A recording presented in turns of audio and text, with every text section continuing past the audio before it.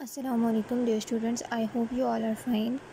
Chapter number 4 के आपको sentences provide किए गए हैं, क्वेश्चन आंसर्स होपफुली आपको नेक्स्ट लेक्चर के साथ प्रोवाइड किए जाएंगे, चैप्टर 5 के नेक्स्ट लेक्चर के साथ। Now what you people have to do is kindly complete your notebooks and summer vacation task before the opening of school, ताकि आप लोगों के लिए आसानी हो और मेरे लिए भी चेकिंग करने में आसानी हो।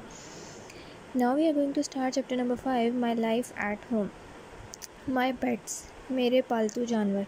Although this side of island was much pleasanter than mine. अब क्रूसो जो है फर्दर अपनी ज़िंदगी के बारे में बता रहा है। मीनिंग्स आपको प्रोवाइड कर दिए गए हैं। मैं आपको रीडिंग सिर्फ ट्रांसलेशन करवाऊँगी और इंग्लिश रीडिंग आप लोग मोस्टली जो है ख़ुद करेंगे। ये साइड जो है आइलैंड का बहुत ज़्यादा जो है खुशगवार था मेरे वाले साइड से। मैं नहीं चाहता था वापस जाना और वहाँ रहना। I had become used to my part of the island। मैं अपने वाले पार्ट का आदी हो गया था और सारे वक्त जो है मैं यहाँ पर रहता था अपने जर्नी पर। ज़ाहिर है जब घर नहीं था तो सफ़र पे था, journey suffer. And away from home, मैं अपने घर से दूर था।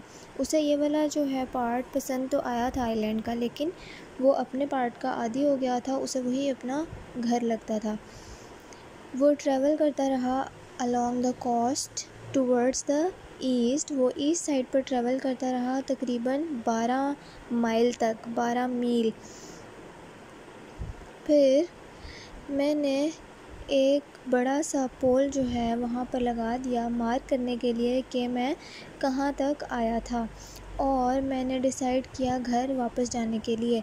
अब जहाँ तक आया था उस निशानी के लिए उसने ऐसे फट्टा सा लगा दिया, जैसे याद है हम लोगों ने कैलेंडर के लिए देखा था, ऐसे उसने बड़ा सा जो पोस्ट था वो ज़मीन के अंदर ठोक दिया हुआ था। इसी तरह उसने अपनी निशानी लगाने के लिए वहाँ पर एक बड़ी सी लकड़ी जो है लगा दी, ताकि मुझे पता हो कि मैं कहाँ तक आइलैंड का सफ़र कर चुका हूँ और अब मैंने उससे आगे जो है आइलैंड को एक्सप्लोर करना है, डिस्कवर करना है। अब मैंने सोचा था कि मेरा जो अगला जर्नी होगा मैं उसको दूसरी साइड ऑफ आइलैंड पर करूँगा, यानी कि अभी मैं ईस्ट पर चलता रहा था तो अब वो अपने केव की ईस्ट पर चलेगा। अब जो है I would walk around the island.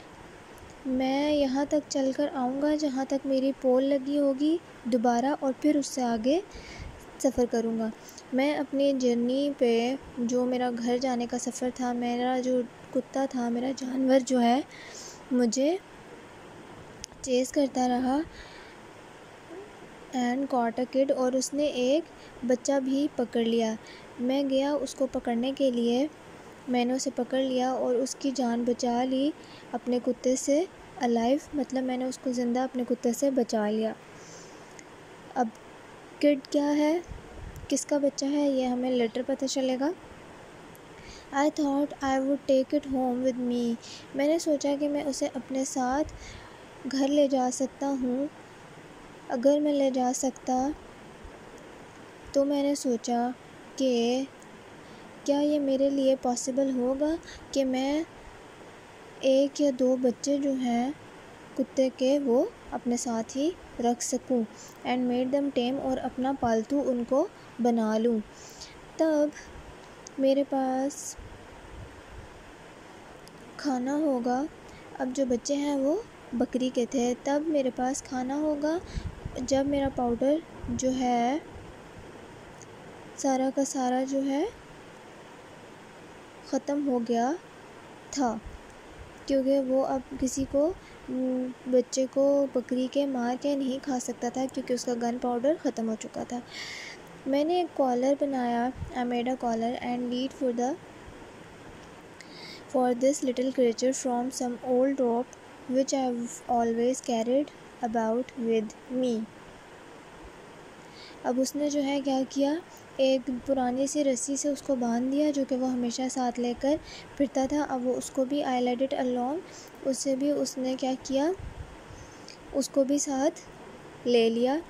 अब जो है उसको कुछ डिफ़िकल्टी हुई, कुछ परेशानी हुई, लेकिन जब वो अपनी जगह पर पहुंच गया वैले के उस हिस्से में जहाँ पर उसने अपना घर बनाया हुआ था, वहाँ पहुंच गया तो I put it over the hedge and left it there. मैंने उसे वहाँ पर हेज के साथ, किनारे के साथ बांध दिया और वहीं पर छोड़ दिया, क्योंकि मैं जल्दी से जल्दी घर जाना चाहता था। Having been away for more than a month, मैं 1 माह से अपने घर से दूर था। अब वो 1 माह से दूर था तो वो जल्द से जल्द वापस जाना चाहता था। वो उसे वहीं बांध कर चला गया। ये बहुत खूबसूरत बात थी कि मैं अपने पुराने टेंट में पहुंच गया और लाई डाउन इन माई हमक, मैं अपने तंबू में, अपने बागबान में लेट गया। जो मेरा सफ़र था with no house to sleep in, जहाँ पर मुझे कोई घर मिला नहीं था सोने के लिए। ज़ाहिर है घर तो उसका कंट्री साइड पर था, लेकिन सफ़र के दौरान उसके पास कोई जगह प्रॉपर नहीं थी सोने के लिए। तो दरख्तों के नीचे या इस तरह वो जितना थोड़ा बहुत सो सकता था सो गया, लेकिन ख़तरा वहाँ ज़्यादा था, इसलिए उसे अच्छी नींद नहीं आ सकी। तो जो जर्नी है वो मेरा, हर रात को मैं बग़ैर घर के सोता था और मेरा जो टेंट और मेरा केव है सीन वेरी कंफर्टेबल। अब वो मुझे बहुत ज़्यादा कंफर्टेबल लग रहे थे, तो मैंने सोचा कि that as long I stayed on the island, जितना अरसा मैं यहाँ आइलैंड पे रहूँगा, मैं कभी भी यहाँ से जो है दूर नहीं जाऊँगा दोबारा। फॉर सो लॉन्ग, इतना लंबा अरसा के लिए, मतलब इतने महीनों के लिए मैं दूर नहीं जाया करूँगा अपने घर से।